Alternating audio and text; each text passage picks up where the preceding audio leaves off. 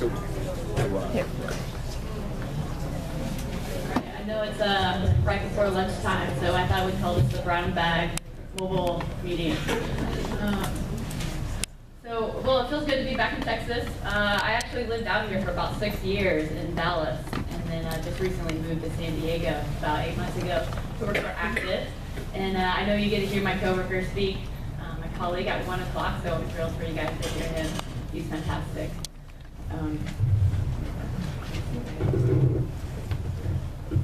right. Well, I just want to start off with a quick story, actually, that just recently happened to me living in San Diego. So I don't know if you guys have been to San Diego, but I went recently out to Point Loma, and there's this old lighthouse out there.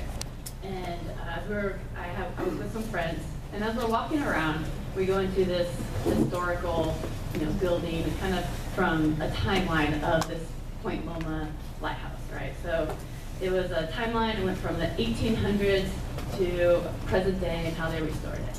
So we're looking around, we're looking at these different artifacts. Okay, interesting. And out of the corner of my ear, I hear this probably about 4-year-old. He's like, what is this?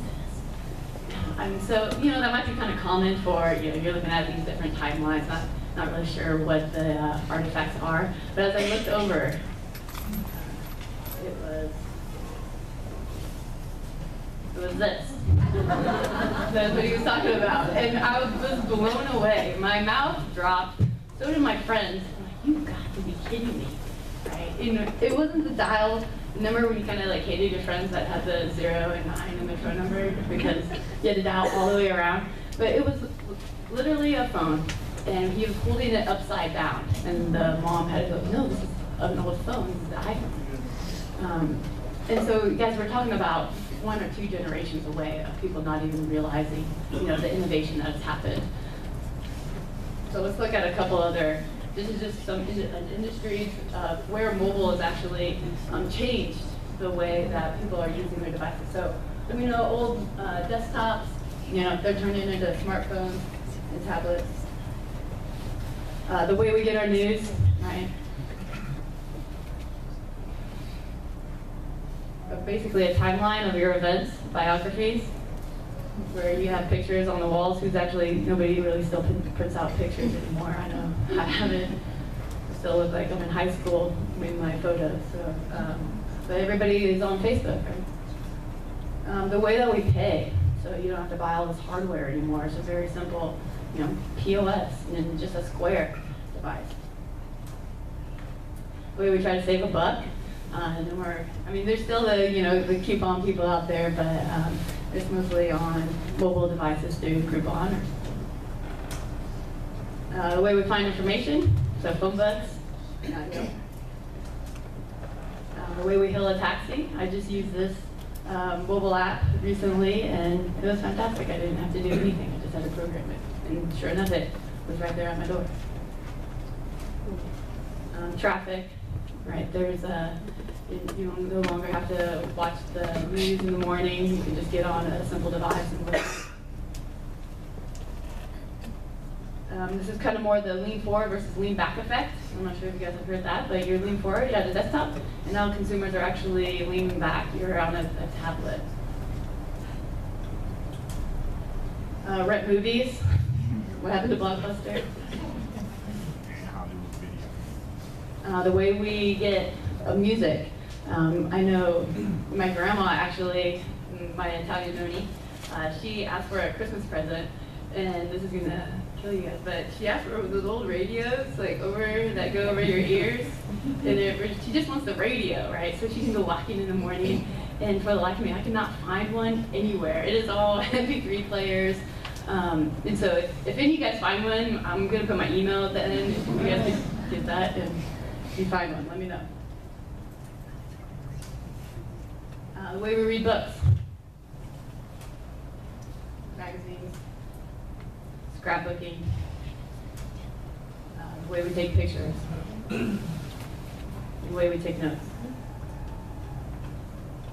And just recently, this guy, Luke, I don't know if you guys have heard of him, but he's a famous UI designer, and he just said that there's actually more babies, or there's more iPhones being sold than actually being born nowadays. So you guys, I'm not telling you something you don't know, right? This is all just, you guys got to think mobile first when it comes to our consumers and comes to our products and the way that we're using it. 38% of our consumers actually are buying on smartphones, and about 70% are coming through on online traffic. And just recently, Mary Meeker put out her latest annual report on mobile, and she's seen the trend of mobile consumers are actually gaining on desktop, and she's even reported by 2014, mobile devices will actually be your largest consumer of where people are actually buying your products. So why is this, right? Why is mobile this new craze and this new thing going on? It's right. It's a touch of. So it's right there in the palm of your hand. So it's permanently carried with you. I mean, who has their mobile device right now? Right? I mean, it's always on you. It's a built-in payment mechanism. You can do whatever you would like to do at any point in time. Like you have some downtime, you just get on your phone. You just kind of cruise around, right? You go do a little shopping. Not being the reality. So where are people actually using mobile? Right now, it looks like about 84% are actually at home. So this is kind of more the lean back effect, right? You're on your tablet. It might be after dinner. That's the highest peak time that people are actually on their tablet. Other than that, it's at work. You're mostly on your desktop. 80% are just miscellaneous time, whether you're waiting for a taxi, whether you're waiting to get your hair done, or you're waiting for a friend. Right? And then 74% are waiting in line. So if you actually think about waiting in lines, that's and maybe somebody thinks, hey, you know, I really want to sign up for that class within my city at the Parks and Rec. It's right there. They're able to do it right then and there, right at the moment that they're thinking about it. So I've done my research, and for you guys, this picture is actually what I call vacationing at work. So I looked up who's actually coming to this conference a little bit, and I got on some of your sites, and I got to look around and see who had a mobile presence.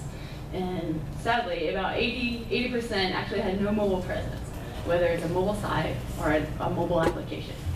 And I'm not going to call anybody out. About 15% actually are trying. There's about, you know, whether you have a link for a mobile web or whether there's some type of responsive design going on. You guys are on. And about 5% actually have a couple of different mobile applications, native mobile applications.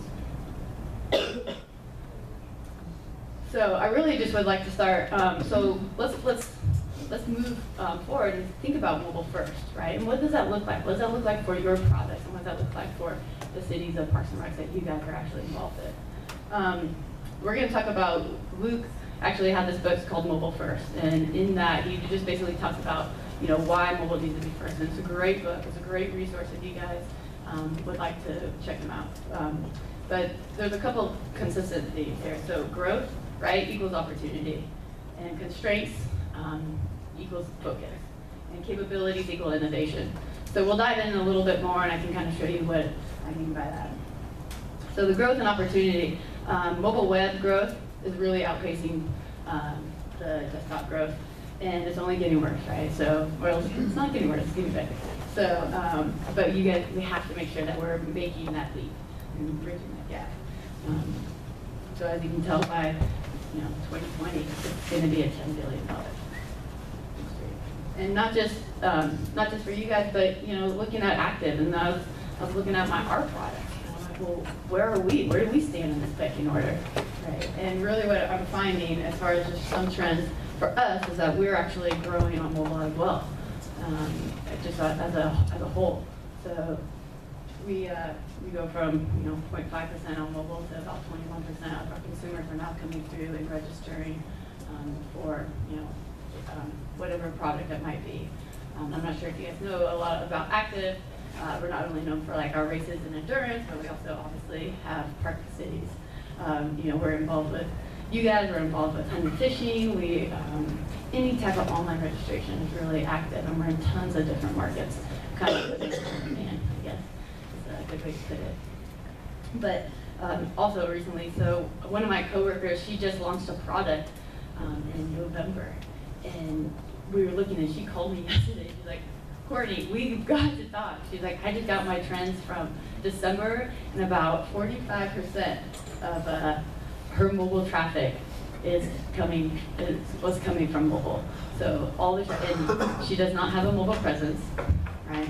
And so we have a meeting tomorrow to talk about what we need to do, because that's just, it could be thousands of revenue lost as far as if the experience is not good on mobile. And this kind of staggering for just our unique visitor growth, and we were seeing close up to 200% growth on mobile. So opportunity. I'm going to walk you through a couple things at Active that is a little embarrassing. Nonetheless, this is our big project this year, because we know that with all this massive growth, we have to be mobile and nimble, and also provide that service for you guys. So let's talk about sign-in. Who wants to sign in with this long registration form? We're optimized, but as you can tell, the registration form on mobile, you are scrolling and scrolling and scrolling. This is horrible. You're not going to have a good time registering on this. Right. And the same thing for checkout. So tons of opportunity, especially with registration, logging in and checking out. And then constraints and focus. You look at the constraints on mobile, you're actually losing about 80% of your screen space. And so it has to be focused, right? You have to pull out maybe the top 4 things that your consumers are actually using your products for. Very simple task oriented. Here you can just see all the other things that are influencing as a user uses your products. There's a culture, there's an environment, who knows if there's a taxi walking, the cars driving by, walking your dog. There's all these different things we know consumers actually looking at your product on mobile. And the difference is one eyeball, one thumb, for the most part. So at Active, we kind of, okay, well, let's look at this focus, and how are we going to change this? So this was just recently, we've developed, and actually looking after our registration forms, those long ones that I just showed you, I was like, well, what do we do? What's the most important things that our consumers actually need to register for something?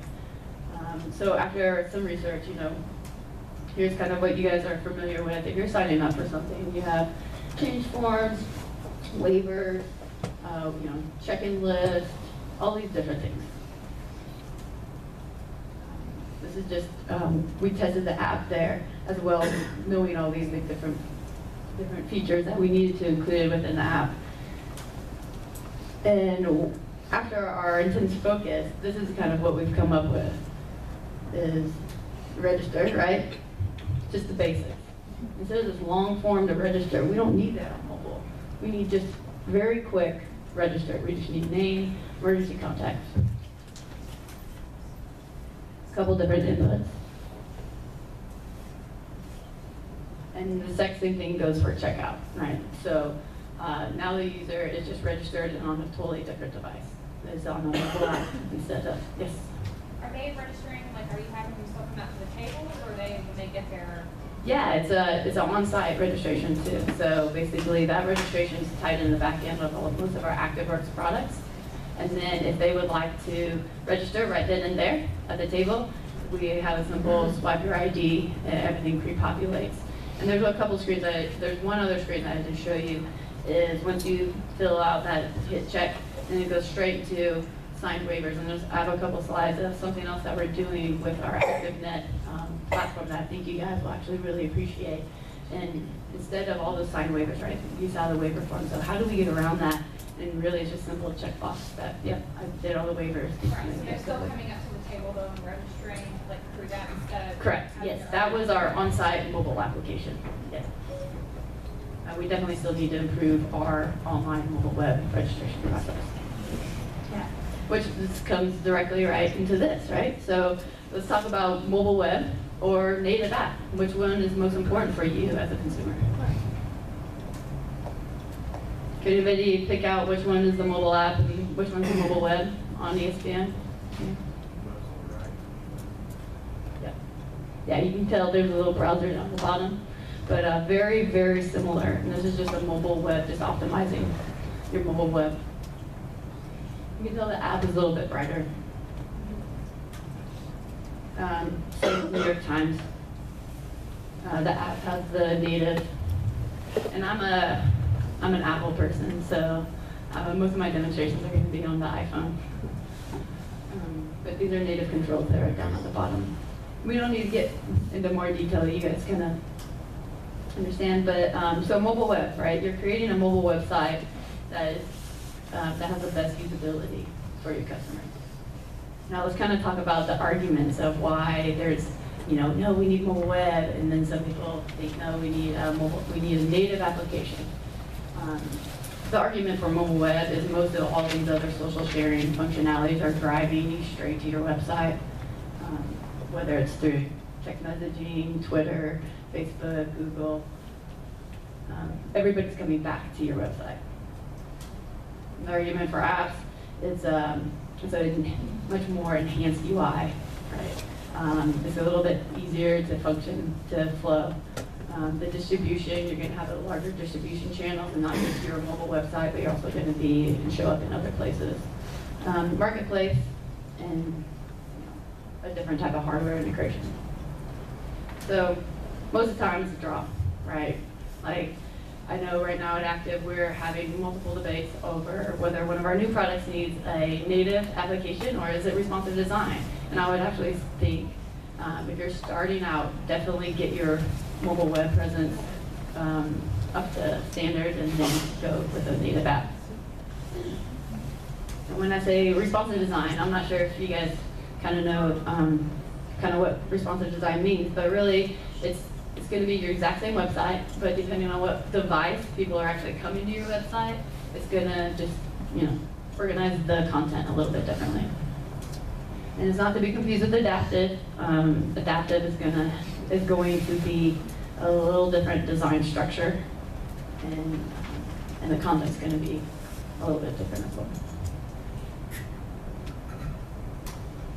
And there's a couple different types of responsive design if you're looking at building out your mobile web.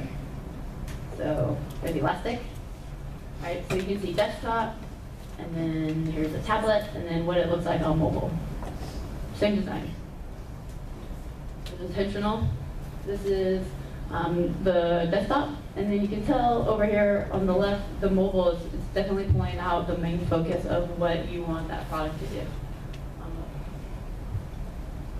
And this is still just mobile web. And here's just an example of Expedia. So you have your website, and then what it looks like on mobile web. So we could give tons of different examples, but you can come up to me afterwards if you have more questions. So let's talk about capabilities and innovation, right? So we all know now with this mobile trends going on, there's tons of things that we can do, especially to give to our consumers and to make it the best customer experience possible. There's GPS, accelerator, audio, video, FaceTime. Here's kind of the full product with our on-site. This is a little swiper, and we're kind of making that into a POS as well. So it's going to be more comparable to Square. So that might help you guys out as well. That you can just take payment right there. You can register people. Very simple things. But this is all just from the mobile movement. And I'd actually like to share a couple things that we're doing for you guys specifically. I looked up just who's attending this conference, and I was very surprised about 70% of people are actually using our Active software. And so I thought I'd give you guys like the VIP sneak peek of something that's coming out in around Q3. And really what we're doing is, we need to help provide the best customer experience for you guys. And so some of our new platforms, we have two, right? So we have Class and ActiveNet. In ActiveNet, we're actually building the CUI and the software to have a mobile presence.